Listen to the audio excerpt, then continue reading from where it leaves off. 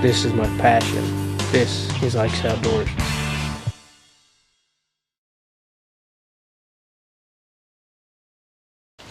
Hey guys, this is Ike from Ike's Outdoors, and I'm here with Dodie McQuillan, and today we're going to talk about shooting 3D. For a lot of guys out there, they want to go to 3D shoots and they just don't know kind of what they're getting into, and so they don't go. You know, that's a problem that I see with a lot of new people to archery, and shooting 3D I think is an invaluable tool to not only get you to where you're shooting accurately, you can also judge distances. So we're going to talk a little bit about what you can kind of expect when you go to a 3D shoot. I'm going to talk to you about the gear that we use. All shoots are going to be different, so I'm not going to say this is legal and that's legal, but check your regulations. If you're going to shoot ASA or IBO, there are some regulations you're really going to need to check and do that. But if you're just a first-time guy and you're going to a local shoot, most of the time the rules are going to be pretty straightforward. As far as gear, I carry a set of binoculars with me on a harness. This harness was about $5 at Academy, so you don't have to have a expensive harness, just something that's comfortable. I got a big set of binoculars because at 30 or 40 yards, what I want to do with this is be able to see where that 10 ring is or where that 12 ring is, so I know exactly where to aim on that deer. So I carry a good set of binoculars. These are 10 by 50, and I probably carry the biggest binoculars of all of us. So. But as far as gear, I carry a quiver. You know, I've seen guys carry their bow or their arrows in their back pocket, but I got a nice leather quiver that my wonderful wife bought me for I think my birthday a few years ago. And I got some my arrows are 3D arrows, but we're going to cover arrows and bows here in a minute.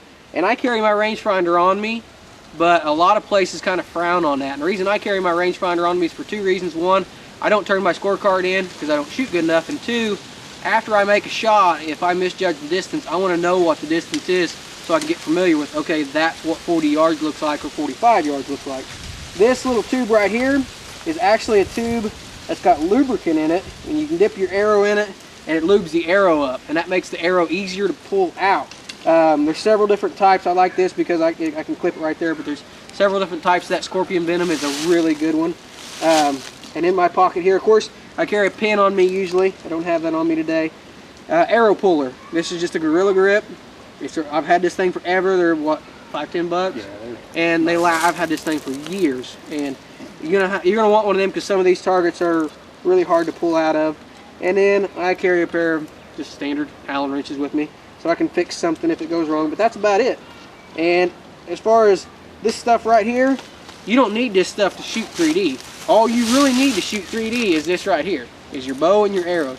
And this is my hunting bow. I don't have anything on here set up different than what I do for hunting. I mean, this is my Destroyer 350, and when 3D season's over, I'll throw my hunting arrows in here, throw some broadheads on it, and I'll hit the woods with this bow set up exactly like this.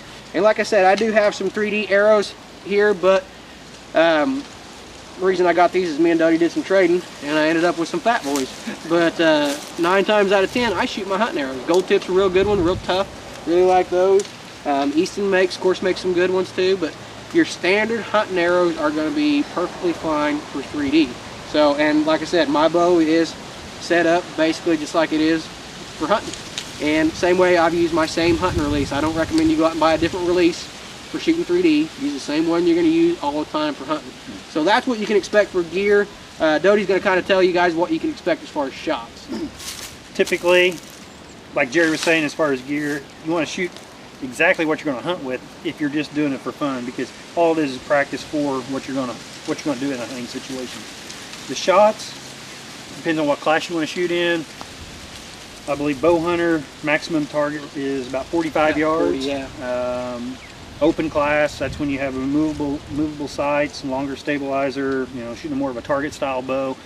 You know, they can range out to 55, 60 yards. Your youth classes, 25, maybe 30, mostly 25. Traditional guys are 25 to 30. I've seen some traditional courses set up a little shorter than that. Yeah. I've seen some traditional courses set up as close as 15 yards. Really, yeah. Maximum what I'm kind of thinking of, but really it's going to be tight windows, trees, limbs, things of that nature are going to be kind of obscuring your perfect target picture, your best rings to shoot at. So you have to kind of take those into consideration. Really, it's going to duplicate what you're going to see out when you're out hunting out of either in your tree stand or, you know, doing a spot and stalk or whatever. So. And that's why I encourage 3D so much, and that's why I like 3D. 2 years ago, not my 2012 season, my 2011 season, and I was having a hard time picking a spot, having a hard time. You guys have seen my videos from my 2011 season. I was making some bad shots, and I was missing deer and stuff like that, and me and Dodie shot a lot of 3D this last summer and stuff like that. And this year, I made one bad shot. I killed 6 deer, and I made one bad shot, and that was because I was stupid. My sight housing had come loose, and instead of going back home and sighting it in, I just tightened it down and went hunting, and I made a bad shot. But it improved my ability to judge yardage, and it improved my ability to pick that little spot and make the shot. I mean, I didn't have a deer this year go over about 40 yards. I mean, every deer I shot this year was down. It'll definitely help you make a more ethical shot and a better shot that you're not gonna have to chase a deer near as far. You know, I even actually took a 57-yard shot on a mule deer out in western Kansas this year and put him down in about 20 yards. So. And this, we've got a target right here behind us. I don't know if it's off camera for you guys or not, but this kind of terrain that we're down here because we've got a 3D range set up out down here.